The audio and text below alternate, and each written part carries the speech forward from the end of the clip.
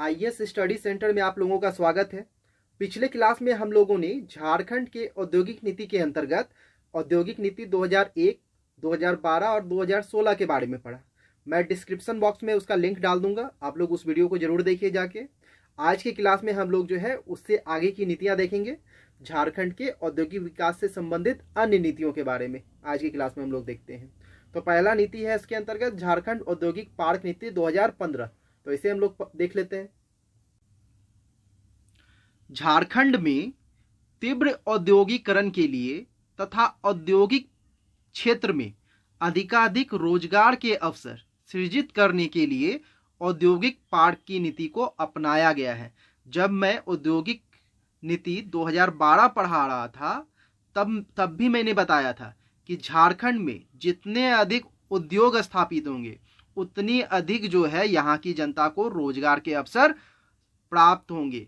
तो वही चीज यहाँ पे बोला गया है कि रोजगार के अवसर को सृजित करने के लिए इस औद्योगिक पार्क की नीति को अपनाया गया है तथा यह नीति 5 वर्षों के लिए लागू की गई है। यह जो औद्योगिक पार्क नीति 2015 है यह 5 वर्षों के लिए लागू की गई है, याद रखिएगा। तथा औद्योगिक पार्क निजी क्षेत्र, संयुक्त क्षेत्र अथवा पीपीपी मोड पर आधारित किए जा सकते हैं। ये जो औद्योगिक पार्क नीति है इसे निजी क्षेत्र भी स्थापित कर सकता है, संयुक्त क्षेत्र भी स्थापित किया जा सकता है उसके द्वारा भी, और पीपीपी मोड यानी पब्लिक प्राइवेट पार्टनरशिप मोड द्वारा भी इसे स्थापित किया जा सकता है।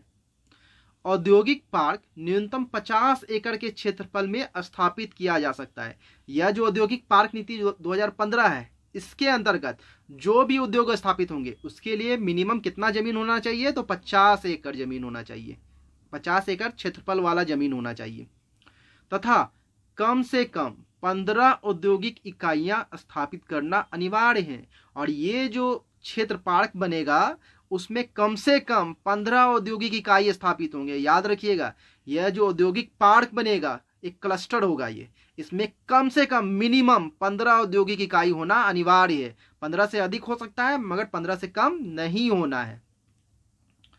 औद्योगिक पार्क वह क्षेत्र है जहां वस्तुओं एवं सेवाओं के उत्पादन के लिए आवश्यक औद्योगिक आधारभूत संरचना की उपलब्धता सुनिश्चित की जाएगी।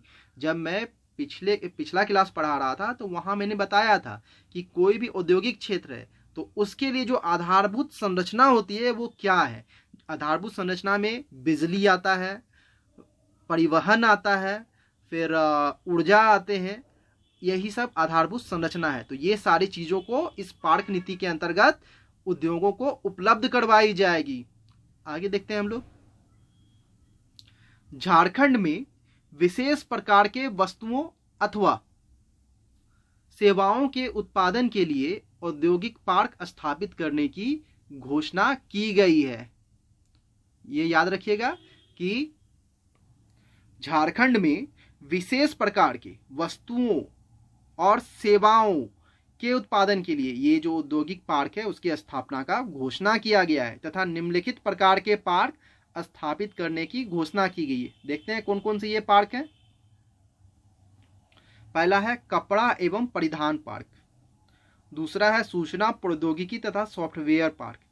ये सारे जो मैं बता रहा हूं ये कहां पे स्थापित किए जाएंगे, ये सारे के बारे में मैंने झारखंड के औद्योगिक अधिनियम औद्योगिक नीति 2001, 2012 और 2016 के अंतर्गत ये सारी चीज़ों को मैंने बताया है।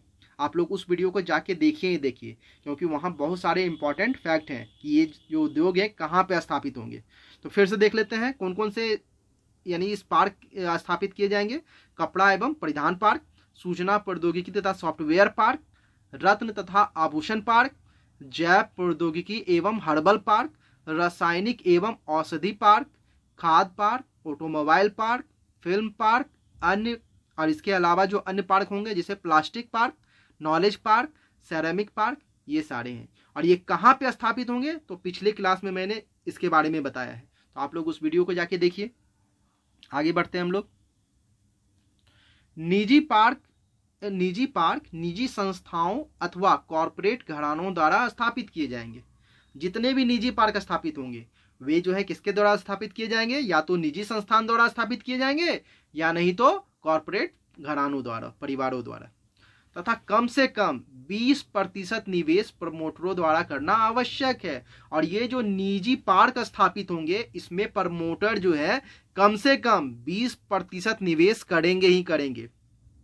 निजी औद्योगिक पार्क के लिए भूमि की व्यवस्था प्रमोटरों को स्वयं करना होगा, यानी ये जो भूमि होगी उसकी व्यवस्था स्वयं प्रमोटरों को करनी होगी।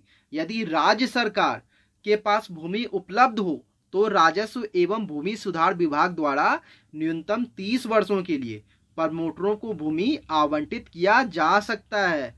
यहाँ यह भी एक इम्पॉर्टेंट लाइन है कि अगर राज्य सरकार के पास भूमि है तो वह भूमि जो है किसके द्वारा प्रमोटरों को दी जाएगी या आवंटित करवाई जाएगी, तो राजस्व एवं भूमि सुधार विभाग द्वारा करवाई जाएगी। यानी ये जो राज्य सरकार वाली भूमि है वह जो है प्रमोटरों को राजस्व एवं भूमि सुधार विभाग द्वारा आवंटित कराई जाएगी। और कितने सालों के लिए कराई जाएगी, तो 30 वर्षों के लिए।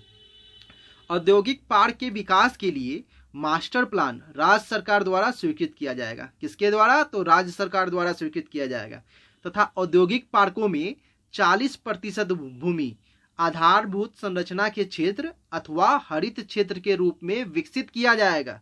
यह बहुत ही इंपॉर्टेंट लाइन है। जब मैं औद्योगिक नीति 2012 पढ़ा रहा था उसमें भी मैंने ये चीज बताया था कि कोई उद्योग जब स्थापित होगा तो उसमें 40% भूमि जो है आधारभूत संरचना या नहीं तो हरित क्षेत्र के रूप में आरक्षित होता है। इसके अंतर्गत जो है वहां पे पेड़ पौधे लगाए जाएंगे, वनारोपण किया जाएगा, वहां पे औद्योगिक कार्य नहीं किया जाएगा।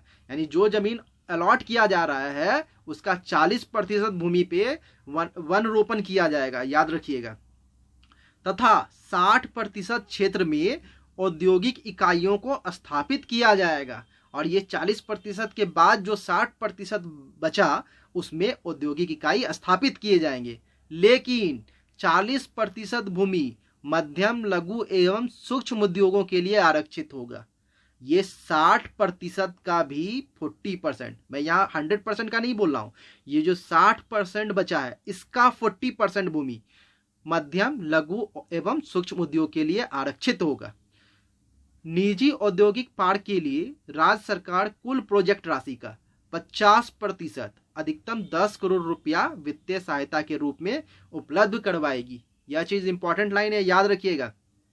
ये जो निजी औद्योगिक पार्क स्थापित होंगे इसमें सरकार जो है प्रोजेक्ट राशि का 50%, पूरे प्रोजेक्ट राशि का 50% या नहीं तो अधिकतम 10 करोड़। ये जो 50% है अगर 10 करोड़ से अधिक हो गया तो उतना अमाउंट सरकार नहीं देगी, मैक्सिमम 10 करोड़ रुपया ही देगी वित्तीय सहायता के रूप में।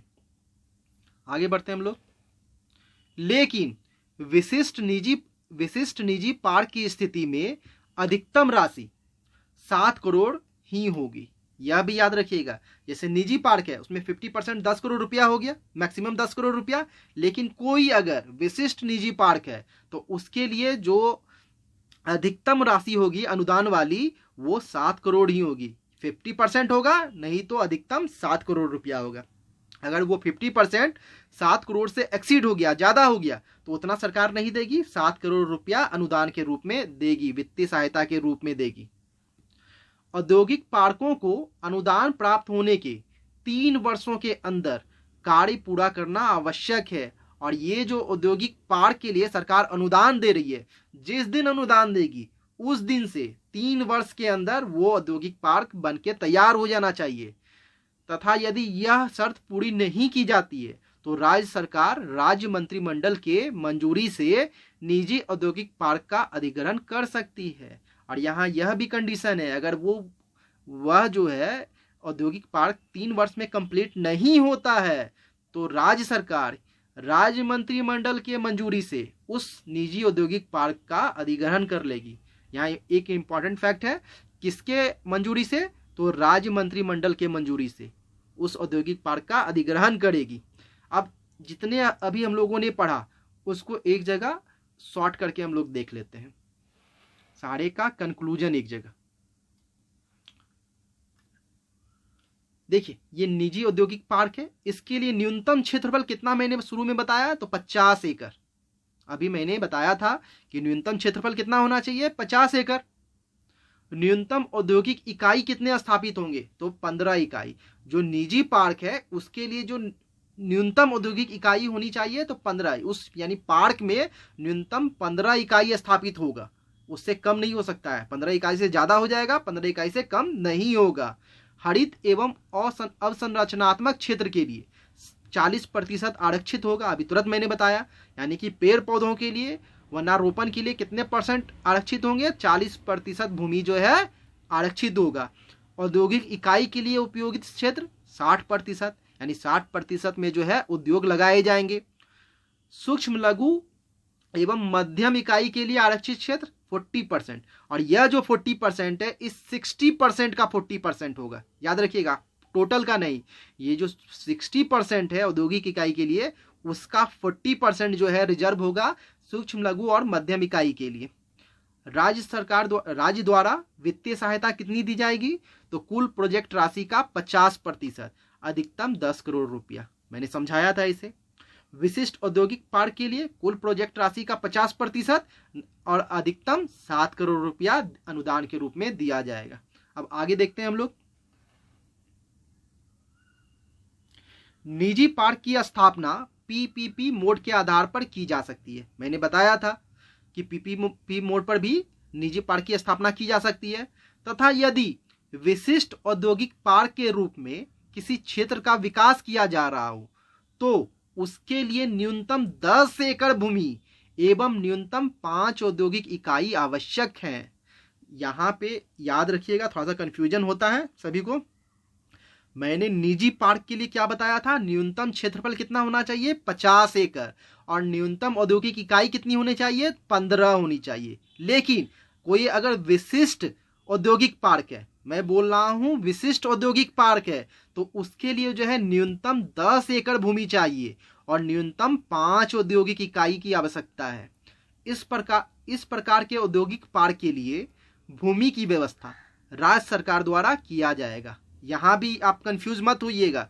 निजी पार्क के लिए प्रमोटरों को स्वयं भूमि का व्यवस्था करना होता था, लेकिन अगर कोई विशिष्ट औद्योगिक पार्क है तो उसके लिए जो भूमि की व्यवस्था है राज्य सरकार करेगी, तथा उद्योग निदेशालय के निर्देश में यह परियोजना लागू की जाएगी। तो यह याद रखिएगा, ये जो विशिष्ट औद्योगिक पार्क की परियोजना है वो किसके निर्देश में लागू की जाएगी, तो उद्योग निदेशालय के निर्देश में। याद रखिएगा, यह विशिष्ट औद्योगिक पार्क जो है किसके निर्देश में लागू की जाएगी या गठन किया जाएगा, तो उद्योग निदेशालय के निर्देश में। आगे बढ़ते हैं हम लोग। अब अगले नीति को देखते हैं, झारखंड सौर ऊर्जा नीति 2015। जैविक ईंधन पर निर्भरता को कम करने के लिए नवीनीकरण ऊर्जा के विकास पर विशेष ध्यान दिया गया है। याद रखिएगा, झारखंड में मानते हैं कि जैविक ईंधन बहुत ज़्यादा है, यहाँ पे जैविक ईंधन की मात्रा अधिक है, लेकिन कभी न कभी वो तो खत्म हो ही जाएगा। इसीलिए नवीनीकरण ऊर्जा पर के विकास पर ध्यान देना चाहिए, तथा सौर ऊर्जा झारखंड के लिए सबसे सटीक वैकल्पिक ऊर्जा का स्रोत हो सकता है। ऐसा इसलिए कहा जा रहा है क्योंकि यहाँ पे जो है लगभग साल में 300 दिनों तक सूर्य जो है आकाश में विद्यमान होता है, क्योंकि झारखंड में औसतन 300 सौर दिवस की ऊर्जा उपलब्ध है। सौर ऊर्जा प्रदूषण रहित ऊर्जा है, ये तो सभी जानते हैं कि सौर ऊर्जा है जो है प्रदूषण रहित है, इसमें कुछ भी जो है खराबी नहीं होता है। अतः वैकल्पिक ऊर्जा के अंतर्गत सौर ऊर्जा के विकास पर प्रमुख रूप से ध्यान दिया गया है। अब देखते हैं इसके प्रमुख उद्देश्यों को।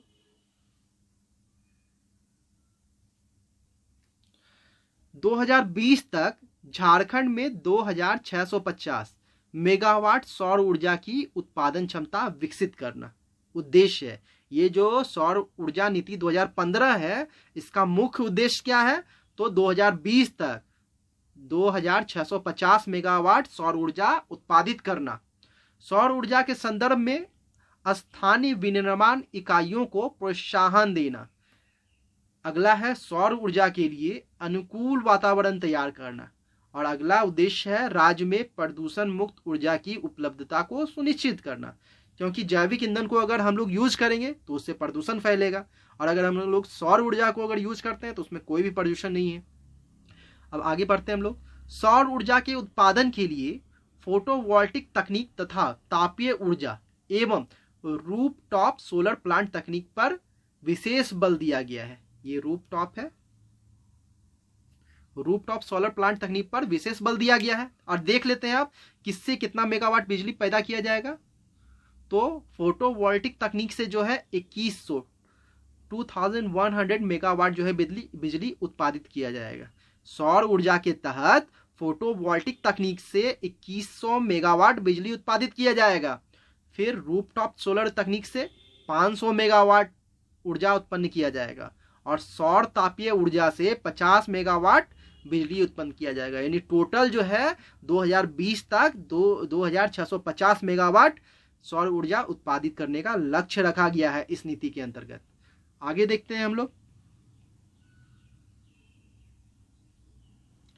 सोलर फोटोवोल्टिक तकनीक के माध्यम से न्यूनतम 1 मेगावाट की इकाई स्थापित की जा सकती है।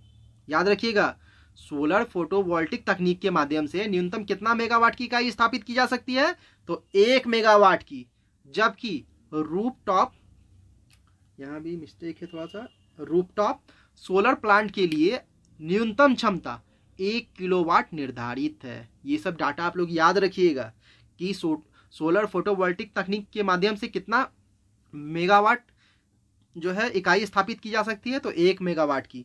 अगला है रूफटॉप सोलर प्लांट से कितना क्षमता का बिजली उत्पादन किया जा सकता है, तो 1 किलोवाट का।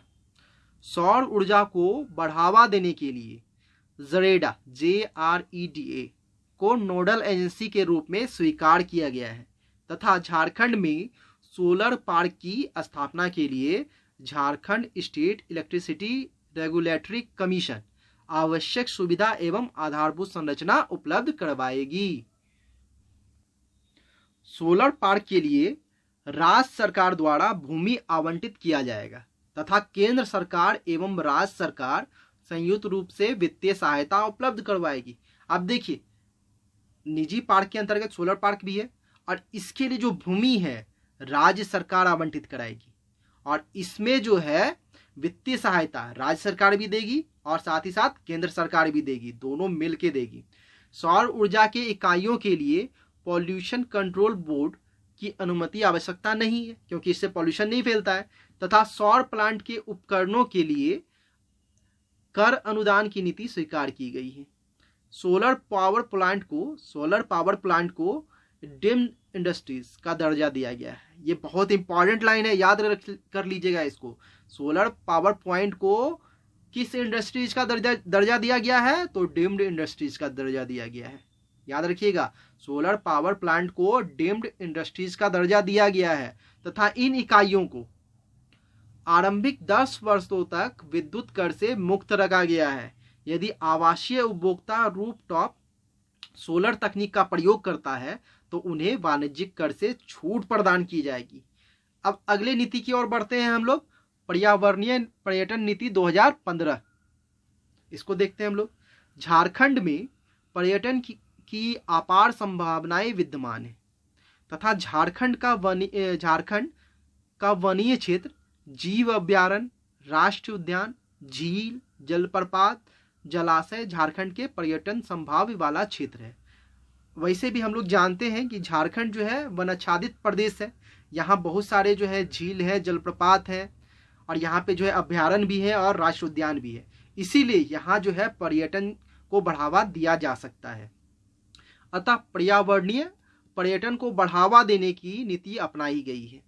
झारखंड पर्यावरण नीति 2015 के निर्माण में पर्यावरण संबंधी देश में बनाए गए कानून जैसे वन्य जीव संरक्षण अधिनियम 1972, वन संरक्षण अधिनियम 1980, पर्यावरण संरक्षण अधिनियम 1986 आदि को ध्यान में रखा गया है।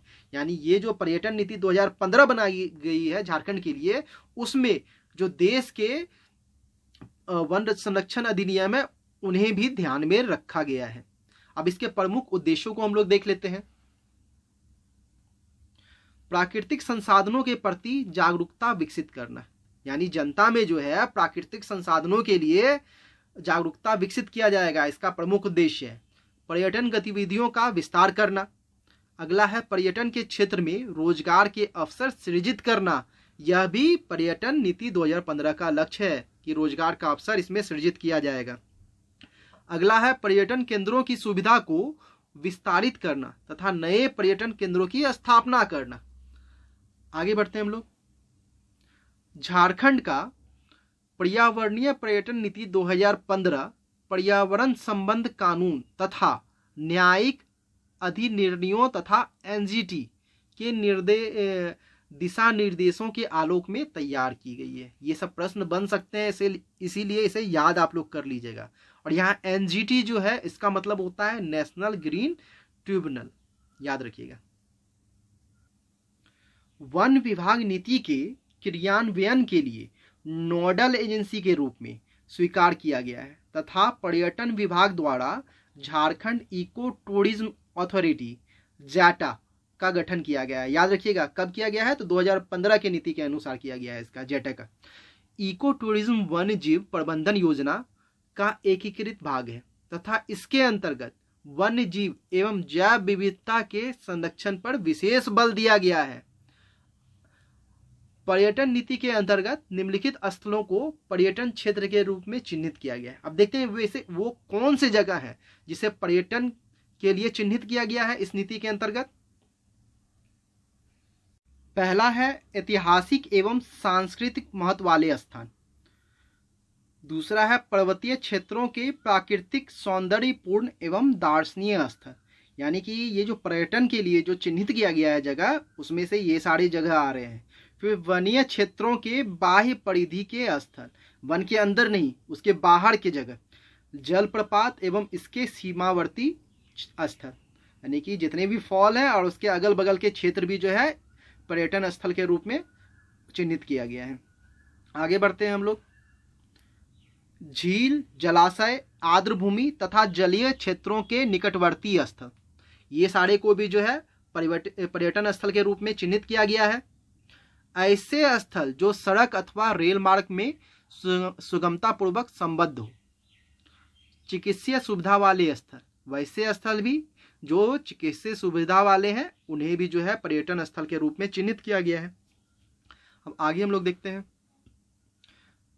पर्यटन नीति के अनुसार चयनित पर्यटन स्थलों को 3 वर्गों में विभाजित किया जाएगा। और ये जो अभी हम लोगों ने देखे थे पर्यटन क्षेत्र, उन्हें 3 वर्गों में विभाजित किया जाएगा। कौन कौन से हैं? पहला है अल्प अवधि में विकसित किया जाने वाला स्थल, वैसे स्थल जिसे जितना जल्दी हो सके विकसित किया जा सके। दूसरा है मध्य अवधि से में विकसित किया जाने वाला स्थल, जिसमें थोड़ा सा समय लगे, वैसा स्थल। और लंबी अवधि में विकसित किया जाने वाला स्थल, वैसा पर्यटन स्थल जिसको विकसित करने में अधिक दिन लगेंगे, सालों लग सकते हैं, 2 साल भी लग सकते हैं, तो वैसे स्थलों को लंबी अवधि में विकसित किए जाने वाले स्थल के रूप में रखा गया है। अब आगे हम लोग बढ़ते हैं। पर्यटन नीति के अंतर्गत निम्नलिखित गतिविधियों पर विशेष ध्यान देने की अनुशंसा की गई है। देखते हैं कौन कौन सी है। प्राकृतिक संसाधनों के संरक्षण संबंधी शिक्षा, यानी जैसे हम लोग चिड़ियाघर जाते हैं तो आगे में नोटिस लिखा रहता है ना कि क्या कार्य करना है अंदर जाके और क्या नहीं करना है, तो वही प्राकृतिक संसाधनों के संरक्षण संबंधी शिक्षा दिया जाएगा। फिर वृक्षारोपण की गतिविधियां, यानी जनता के बीच में, लोगों के बीच जो है वृक्ष लगाने के प्रति जागरूकता पैदा की जाएगी। पर्यटन गाइड का प्रशिक्षण, अब कहीं जो है जैसे पर्यटन के लिए जा रहे हैं तो वहाँ के बारे में हम लोगों को तो नहीं पता है, तो उसी के बारे में प्रशिक्षण दिया जाएगा। जो गाइड होंगे उसे प्रशिक्षण दिया जाएगा जो हमें गाइड करेंगे। फिर जलीय क्रीड़ा स्थल का विकास, अब बहुत सारे जो है वैसे स्थलों का विकास किया जाएगा जहाँ पे लोग जो है जलीय क्रिया कर सकते हैं, क्रीड़ा कर सकते हैं। आगे हम लोग बढ़ते हैं। पर्यटन नीति के अंतर्गत निम्नलिखित कार्य योजना पर बल दिया गया है। देखते हैं कौन कौन से वे कार्य हैं। Private guest house, tourist laws, tourist hostel तथा टूरिस्ट शेल्टर हाउस इत्यादि का निर्माण। अब कहीं पे कोई पर्यटन के लिए घूमने के लिए जा रहा है, अगर उसे रहना है तो उसके लिए कुछ ना कुछ तो व्यवस्था चाहिए, तो ये सारी चीज़ों के निर्माण पे ध्यान दिया गया है। फिर फॉरेस्ट रेस्ट हाउस का निर्माण, अगर आप जंगल में गए हैं तो वहाँ भी आपको अगर आराम करना है या वहाँ रहना है तो फॉरेस्ट रेस्ट हाउस का निर्माण किया जाएगा। अगला है जलीय क्षेत्रों में प्रदूषण रहित बोट की उपलब्धता, वैसे बोट जो आदमी द्वारा चलाए जाएंगे या नहीं तो आदमी खुद चलाएगा, वैसे बोटों की उपलब्धता वहाँ कराई जाएगी जलीय क्षेत्रों में। वैसे बोट नहीं होंगे जिनसे प्रदूषण फैले, जो पेट्रोल से चले वो बोट वहाँ पे उपलब्ध नहीं होंगे। अगला है जलीय क्षेत्रों में साहसिक क्रीड़ा को बढ़ावा देना। अगला है हर्बल धरोहर केंद्र का विकास करना, सभी पर्यटन स्थलों को सीधे सड़क मार्ग से संबद्ध करना। अभी तक बहुत सारे ऐसे पर्यटन स्थल है झारखंड में जो जहां जाने लायक सुगम्य रास्ते नहीं है, तो वैसे पर्यटन स्थलों को सीधे सड़क मार्ग से जोड़ा जाएगा, यह भी इसका लक्ष्य रखा गया है। पर्यटन क्षेत्रों में स्वच्छता एवं चिकित्सीय सुविधा उपलब्ध करवाना, जो भी पर्यटन स्थल है वहां पे साफ सफाई की व्यवस्था की जाएगी और वहां पे पर्यटक जा रहे हैं अगर उन्हें चोट लग गई या कुछ भी हो गया तो उसके लिए चिकित्सा सुविधा भी उपलब्ध वहां पे करवाई जाएगी, यह भी लक्ष्य है। अब हम लोग अगले नीति की ओर बढ़ते हैं, झारखंड स्टार्टअप नीति 2016। उद्यमियों को प्रोत्साहित करने के लिए एवं नई पीढ़ी को रोजगार परक बनाने के लिए, यहाँ पीढ़ी होगा, बनाने के लिए झारखंड स्टार्टअप नीति को लागू किया गया है तथा यह नीति उद्यमशीलता एवं निवेश को प्रोत्साहित करने पर आधारित है तथा इस नीति का मुख्य उद्देश्य 2021 तक झारखंड को भारत का सबसे बड़ा स्टार्टअप राज्य के रूप में परिवर्तित करना है। मैंने जब औद्योगिक नीति 2012 पढ़ा रहा था तो उसमें मैंने बताया था कि यहाँ झारखंड को जो है, झारखंड का वातावरण ऐसा बनाना है कि बाहर के इन्वेस्टर यहाँ आके इन्वेस्ट करें, तो वही ध्यान में यहाँ रखा गया है कि झारखंड को जो है भारत का सबसे बड़ा स्टार्टअप राज्य के रूप में परिवर्तित कर दिया जाएगा, जिससे बाहर के निवेशक भी, विदेशी निवेशक भी यहाँ आकर इन्वेस्ट करेंगे। स्टार्टअप नीति के अनुसार कोई व्यक्ति अथवा समूह नए विचार अथवा अवधारणा के चयन के लिए आवेदन कर सकता है। अगर यहाँ की जो नौजवान हैं उन्हें कुछ नई योजनाएं आ रही है तो उसके लिए वह जो है आवेदन कर सकते हैं तथा राज्य मूल्यांकन बोर्ड द्वारा चयन का काम किया जाएगा और बहुत सारे आवेदन आएंगे, तो उनमें से जो काम लायक आवेदन होगा उनका चयन जो है राज्य मूल्यांकन बोर्ड द्वारा किया जाएगा तथा चयनित व्यक्ति अथवा समूह के सदस्य को 5,000 रुपया प्रतिमाह प्रदान किया जाएगा और उसमें से जो भी चयनित होंगे उन्हें 5,000 रुपया प्रतिमाह प्रदान किया जाएगा, लेकिन समूह के रूप में अधिकतम 3 सदस्य को ही इस सुविधा को प्रदान किया जाएगा। अगर कोई ग्रुप में है तो 3 मेंबर को ही ये पैसा प्रदान किया जाएगा। महिला एवं दिव्यांग व्यक्तियों के लिए 2,000 रुपया प्रतिमाह अतिरिक्त दिया जाएगा, या याद रखिएगा 3,000 तो 5,000 तो मिलेगा ही मिलेगा, उसके अलावे 2,000 अतिरिक्त मिलेगा महिला और दिव्यांग को। चुने हुए विचार अथवा अवधारणा को अधिकतम 2 लाख तक की वित्तीय सुविधा प्रदान की जा सकती है। यह भी इंपॉर्टेंट लाइन है कि जो भी चुने गए व्यक्ति हैं उन्हें तो प्रति माह 5,000 रुपया मिल ही रहा है और वो अधिकतम कितना होगा तो 2 लाख रुपया होगा तथा 2 वर्ष की अवधि तक के लिए निःशुल्क इंक्यूबेशन सेंटर की सुविधा उपलब्ध करवाई जाएगी।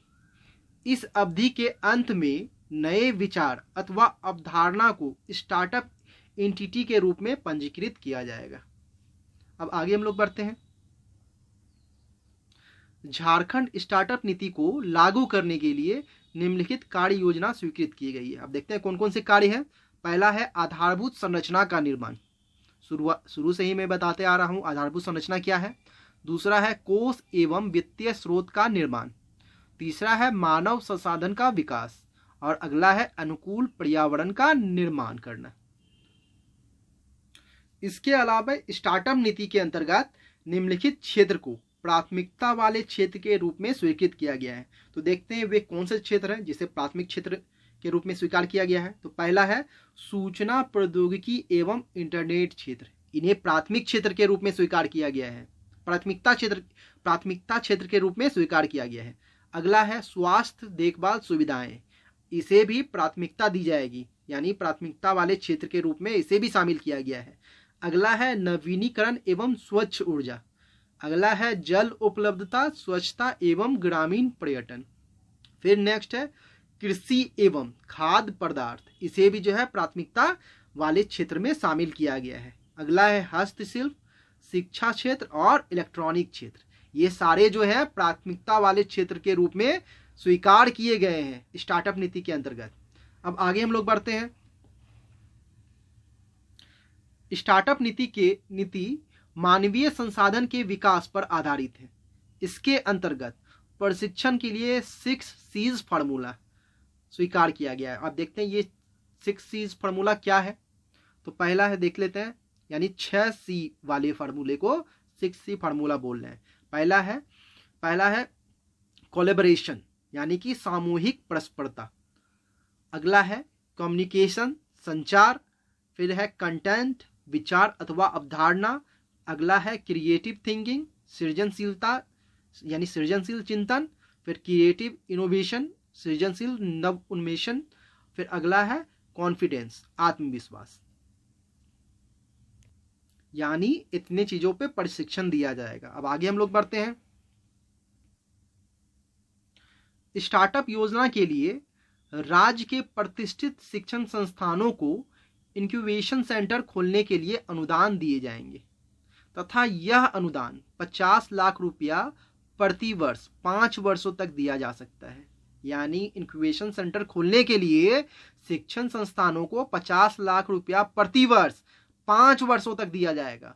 मानव संसाधन के विकास के लिए विद्यालय में STEM किट, यानी इसका मतलब होता है साइंस, टेक्नोलॉजी, इंजीनियरिंग, मैथ का वितरण किया जाएगा। यानी स्टेम किट का मतलब होता है विज्ञान, प्रौद्योगिकी, अभियांत्रिकी तथा गणित से संबंधी पहेली। इस किट का जो है वितरण किया जाएगा स्कूलों में। इस कार्यक्रम का मुख्य उद्देश्य विद्यार्थियों में वैज्ञानिक एवं खोजी प्रवृत्ति विकसित करना है। इस योजना के अंतर्गत कॉलेज एवं विश्वविद्यालयों में प्रत्येक 6 माह में प्रशिक्षण शिविर एवं सभा का आयोजन किया जाएगा। स्टार्टअप योजना के अंतर्गत सरकार द्वारा सभी प्रकार की वित्तीय सहायता उपलब्ध करवाई जाएगी तथा स्टार्टअप के लिए भूमि खरीदने पर किसी प्रकार का स्टाम्प शुल्क, रजिस्ट्रेशन शुल्क तथा ट्रांसफर ड्यूटी अधिरोपित नहीं किया जाएगा तथा स्टार्टअप के लिए लीज पे ली जाने वाली भूमि में 50% सहायकी अनुदान भी दिया जाएगा। ये सब इंपॉर्टेंट लाइन है, याद रखिएगा। राज्य के औद्योगिक पार्क में 10% भूमि स्टार्टअप परियोजनाओं के लिए आरक्षित की जाएगी। यानी जितने भी औद्योगिक पार्क हैं उसमें 10% भूमि जो है स्टार्टअप परियोजनाओं के लिए आरक्षित होगा। ये बहुत इंपॉर्टेंट लाइन है, प्रश्न बनेगा कि जितने भी औद्योगिक पार्क है उसमें कितने प्रतिशत जमीन पर स्टार्टअप परियोजनाओं के लिए आरक्षित किया गया है, तो 10% भूमि पर। अब हम लोग अगला नीति देखते हैं, झारखंड क्रय नीति 2014। क्रय नीति 2014 में अनुसूचित जाति एवं अनुसूचित जनजाति के द्वारा स्थापित सूक्ष्म एवं लघु उत्पादन इकाइयों के लिए विशेष प्रावधान किए गए हैं। सूक्ष्म एवं लघु उत्पादन इकाइयों में निर्धारित वार्षिक क्रय लक्ष्य 20% से भी उपलक्ष्य 20%, कुल का 4%। अनुसूचित जाति एवं जनजाति के स्वामित्व वाले इकाइयों के लिए निर्धारित किया गया है। यानी कि जितनी भी सूक्ष्म एवं लघु उत्पादन इकाई है उसका जो निर्धारित वार्षिक क्रय लक्ष्य 20% है, उसका 20% में बोल रहा हूं। ये 20% का 20% यानी 4% जो है अनुसूचित जाति एवं जनजाति के स्वामित्व वाले इकाई के लिए निर्धारित किया गया है। अब अगले नीति को देखते हैं, झारखंड निर्यात नीति 2015। झारखंड सरकार ने 25 अगस्त 2015 को झारखंड निर्यात नीति को अनुमोदित किया है। ये सब डेट याद रखिएगा, कब किया है, तो 25 अगस्त 2015 को। झारखंड निर्यात नीति का यह उद्देश्य के मामले में तीव्र एवं स्थिर वृद्धि प्राप्त करना और अखिल भारतीय निर्यात में झारखंड को वर्ष 2020 तक 2% के अनुपात तक पहुंचाना है। अब देखते हैं यहाँ एक इंपॉर्टेंट लाइन है, निर्यात को बढ़ावा देने के लिए एग्जीबिशन एंड कन्वेंशन सेंटर की स्थापना देवघर में प्रस्तावित है। ये प्रश्न बनेगा कि निर्यात को बढ़ावा देने के लिए एग्जीबिशन एंड कन्वेंशन सेंटर कहाँ पे स्थापित किया जाएगा, तो देवघर में स्थापित किया जाएगा। अब अगली नीति की ओर हम लोग बढ़ते हैं। अगला नीति है झारखंड फिल्म नीति 2015। झारखंड में फिल्म को प्रोत्साहन देने के लिए लोक कलाकारों की कला का सम्मान एवं लोक निर्माताओं को झारखंड की लोक भाषाओं में फिल्म निर्माण को बढ़ावा देने के लिए 2015 में झारखंड फिल्म नीति को लागू किया गया है। प्रश्न बनेगा झारखंड फिल्म नीति को कब लागू किया गया, तो 2015 में। और यहाँ के लोकल फिल्मों को और यहाँ के लोकल जो है निर्माताओं को बढ़ावा देने के लिए ये नीति बनाया गया है। झारखंड स्टार्टअप नीति 2016, इसे मैंने डिटेल में बताया ही अभी। अगला हम लोग देखते हैं झारखंड आईटी और आईटीएस नीति 2016। झारखंड राज्य की सीमा में स्थित कॉलेजों में 10 नए आईटी पेशेवरों की नियुक्ति न्यूनतम 20,000 रुपये प्रति कर्मचारी की दर से की जाएगी। प्रारंभ में आईटी या आईटीईएस इकाइयों को प्रारंभ करने में 5 वर्षों तक आयकर द्वारा छूट दी गई है। अब आगे हम लोग अगला नीति देखते हैं। झारखंड बीपीओ बीपीएम नीति 2016। बीपीएम झारखंड की बीपीओ बीपीएम के क्षेत्र में समग्र रूप से वरीयता राज्य के रूप में विकसित करना और झारखंड के लोगों को रोजगार प्रदान करना मुख्य उद्देश्य है। अगला है झारखंड इलेक्ट्रॉनिक डिजाइन एवं विनिर्माण नीति 2016। झारखंड सरकार द्वारा इस नीति को 2016 में मंजूरी प्रदान की गई। याद रखिएगा, ये नीति को कब मंजूरी दी गई, 2016 में। झारखंड सरकार रांची, जमशेदपुर एवं धनबाद में 3 नए ईएसडीएम नवाचार हब बनाएगी। इसके लिए कम से कम 200 एकड़ भूमि की व्यवस्था की जा रही है। कहाँ पे बनाई जाएगी, तो रांची, जमशेदपुर और धनबाद में। ये सब इंपॉर्टेंट है, याद रखिएगा। अगला देखते हैं झारखंड ऑटोमोबाइल और ऑटो कंपोनेंट नीति 2016। इस नीति को 2016 में लागू किया गया। इसका मुख्य उद्देश्य इस उद्योग के लिए आधारभूत संरचना का विस्तार, कुशल एवं मानव श्रम का निर्माण, पूंजी निवेश एवं तकनीकी उत्क्रमण को बढ़ावा देना है। अगला नीति है झारखंड वस्त्र परिधान और फुटवियर नीति 2016। इसे मैंने डिटेल में बताया ही है, फिर भी देख लीजिए। झारखंड का tussar silk America, Britain, Germany, France आदि देशों में निर्यात किया जाता है। इसको बढ़ावा देने के लिए झारखंड सिल्क टेक्सटाइल एवं हैंडीक्राफ्ट विकास प्राधिकरण झारक्राफ्ट का गठन 2006 ईस्वी में किया गया। ये सारे को मैंने जब 2012 की नीति पढ़ा रहा था तो उसमें डिटेल में बताया है, तो आप लोग उस वीडियो को देखिए। जबकि उद्योग एवं निवेश प्रोत्साहन नीति 2016 ने टेक्सटाइल क्षेत्र में झारखंड में एक विशेष क्षेत्र घोषित किया गया है। झारखंड सरकार ने सिल्क पार्क की स्थापना राजनगर, सरायकेला खरसावां, इरवा, रांची तथा मेगा टेक्सटाइल पार्क देवघर में किया है। ये बहुत ही इंपॉर्टेंट है, इसे आप लोग याद कर जाइए, पूरी तरह एकदम रट जाइए। झारखंड सरकार ने सिल्क पार्क की स्थापना राजनगर, सरायकेला खरसावां, इरवा, रांची तथा मेगा टेक्सटाइल पार्क देवघर में किया है। अगला नीति हम लोग देखते हैं झारखंड किफायती आवासीय नीति 2016। इसके तहत आवास विहीन परिवारों को घर मुहैया कराने की व्यवस्था की गई है। इस नीति के अनुरूप शहर वासियों को 1200 रुपया प्रति वर्ग फीट की दर से आवास मुहैया कराई जाएगी। अगला है झारखंड मद निषेध नीति। ऐसे तो झारखंड में मद निषेध पर प्रतिबंध नहीं है, परंतु 21 वर्ष से कम आयु के व्यक्ति की मदिरा की बिक्री प्रतिबंधित है। राज्य में मदिरा के प्रचार एवं प्रसार को प्रतिबंधित किया गया है। झारखंड राज्य के अनुसूचित क्षेत्र की वैसी ग्राम पंचायत जहां अनुसूचित जनजातियों की जनसंख्या 50% या उससे अधिक है, वहाँ मदिरा की दुकान खोलने पर प्रतिबंध है। ये सब इंपॉर्टेंट फैक्ट है, इसे आप लोग जो है याद कर जाएं या कहीं पे नोट डाउन कर लें। तो आज की क्लास में यहीं तक। अगले क्लास में हम लोग जो है विस्थापन और पुनर्वास नीति के बारे में पढ़ेंगे। अगर आप लोग ये वीडियो पहली बार देख रहे हैं तो चैनल को सब्सक्राइब कर लें, वीडियो को लाइक कर दें और बेल आइकन को दबा दें। Thank you.